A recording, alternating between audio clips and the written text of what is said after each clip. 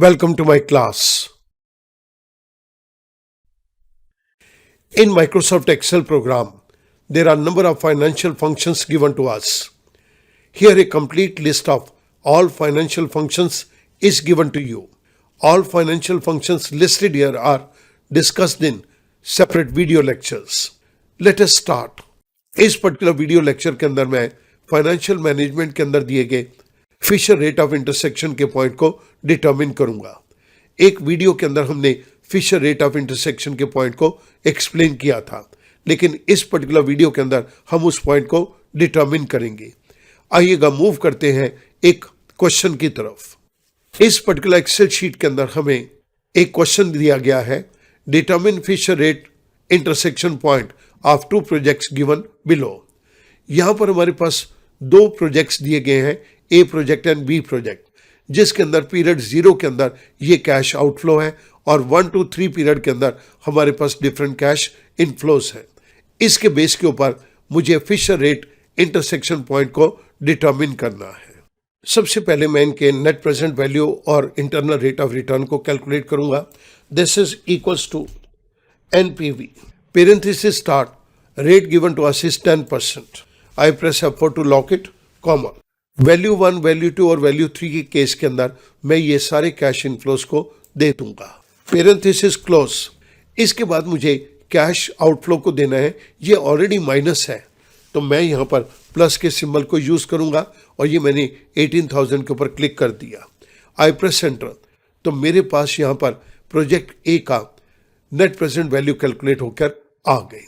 मैंने इसी फॉर्मूले को राइट साइड के ऊपर ड्रैग कर दिया तो मेरे पास बी प्रोजेक्ट की नेट प्रेजेंट वैल्यू भी कैलकुलेट हो गई। जिस पर्टिकुलर फॉर्मूले को हमने यहाँ पर यूज किया है वो मैं आपकी रेफरेंस के लिए साइड के ऊपर दे रहा हूँ। अब मुझे इंटरनल रेट ऑफ रिटर्न को यहाँ पर कैलकुलेट करना है। सो IRR parenthesis start, first argument is values. Values के केस के अंदर मैंने कंप्लीट कैश आउटफ्लो और इनफ्लोज की रेंज को दे दिया, कॉमा। इसके बाद हमारे पास एक ऑप्शनल आर्गुमेंट है गैस, तो मैं कहता हूं कि यहाँ पे गैस क्या करना, यहाँ पर तो रेट ऑफ इंटरेस्ट गिवन है तो मैंने ये रेट ऑफ इंटरेस्ट ले लिया। I press F4 to lock it, parenthesis close, I press enter. मेरे पास ए प्रोजेक्ट की इंटरनल रेट ऑफ रिटर्न 26% आ गई। मैंने राइट साइड की तरफ इसी फंक्शन को ड्रैग कर दिया, then I get the answer 19%। जिस पर्टिकुलर फंक्शन को हमने यूज किया है वो मैं आपकी रेफरेंस के लिए राइट साइड के ऊपर दे रहा हूं।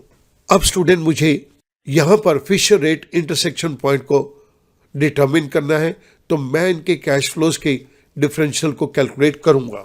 This is equals to C4 minus D4।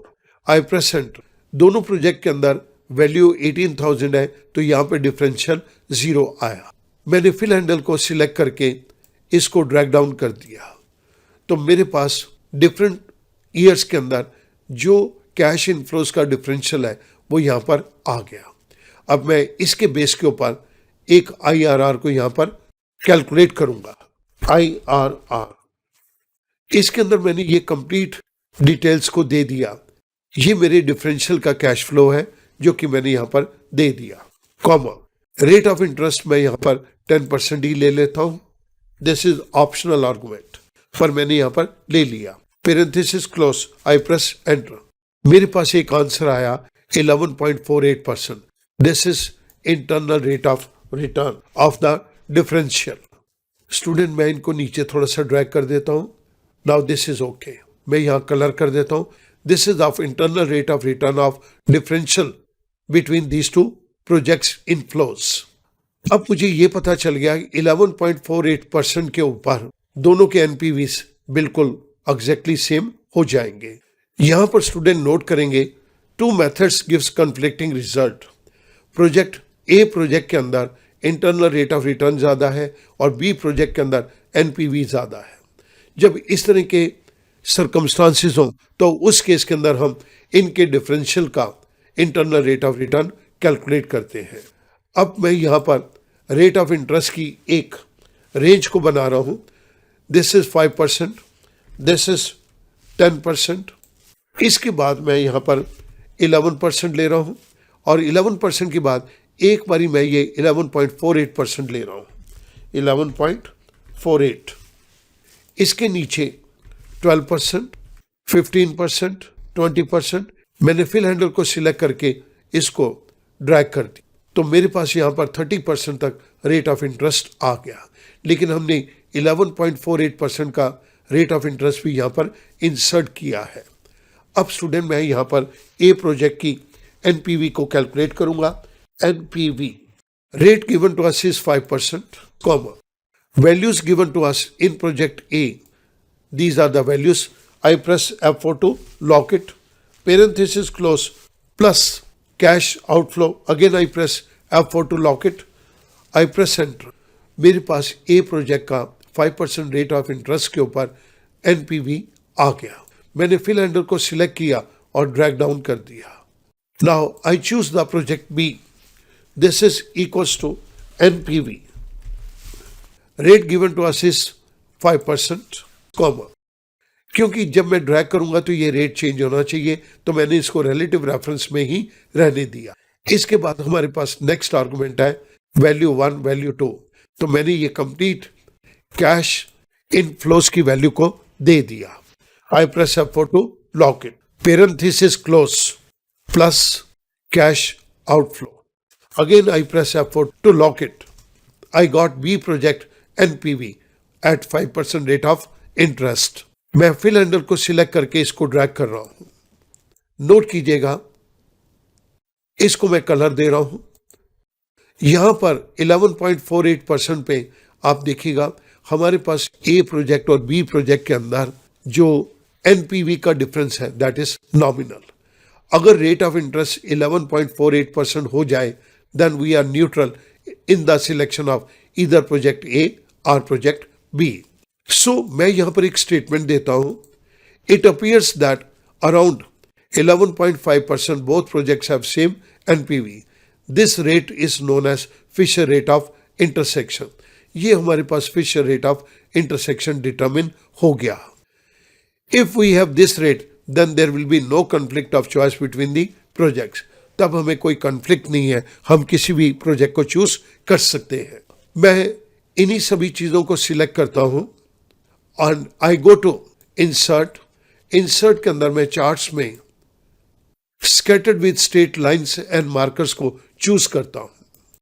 मेरे पास यहां पर चार्ट आ गया। मैं इसके टाइटल को चेंज कर रहा हूं, फिशर रेट ऑफ इंटरसेक्शन। अगर स्टूडेंट आप यहां पर बहुत ध्यान से देखेंगे तो यहां पर 11.48% के ऊपर हमारा एनपीवी दोनों प्रोजेक्ट्स का सेम है। आई गो टू इंसर्ट, मैं शेप्स के अंदर से ये एरो को सिलेक्ट कर रहा हूं और यहां पर एक एरो को ड्रॉ कर रहा हूं। इस एरो की मैं थिकनेस को बढ़ा रहा हूं और इसके कलर को भी मैं चेंज कर रहा हूं। यहां पर मैंने ब्लैक कलर को चूज कर लिया। Now this particular point is 11.48, so मैं यहां पर लिख देता हूं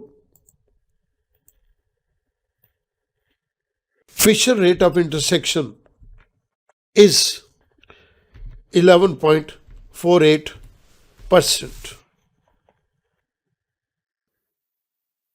यहां पर हमने एग्जैक्टली डिटरमिन कर लिया कि ए प्रोजेक्ट चूज करो या बी प्रोजेक्ट चूज करो अगर रेट ऑफ इंटरेस्ट 11.48% है। सो स्टूडेंट, जब कभी भी इस तरह की सिचुएशन आए कि आपके पास कन्फ्लिक्टिंग रिजल्ट आ रहा है तो थंब रूल तो यह है कि जिस प्रोजेक्ट के अंदर नेट प्रेजेंट वैल्यू ज्यादा है उस प्रोजेक्ट को चूज कर लो। लेकिन अगर रेट ऑफ इंटरेस्ट वेरी कर रहा है तो उस केस के अंदर हम फिशर रेट इंटरसेक्शन पॉइंट को डिटरमिन करके इन दोनों प्रोजेक्ट्स की वायबिलिटी को चेक कर सकते हैं। मैं उम्मीद करूंगा इस पर्टिकुलर वीडियो लेक्चर के थ्रू अब आपके लिए फिशर रेट इंटरसेक्शन पॉइंट को डिटरमिन करना बहुत आसान हो जाएगा। Thank you very much.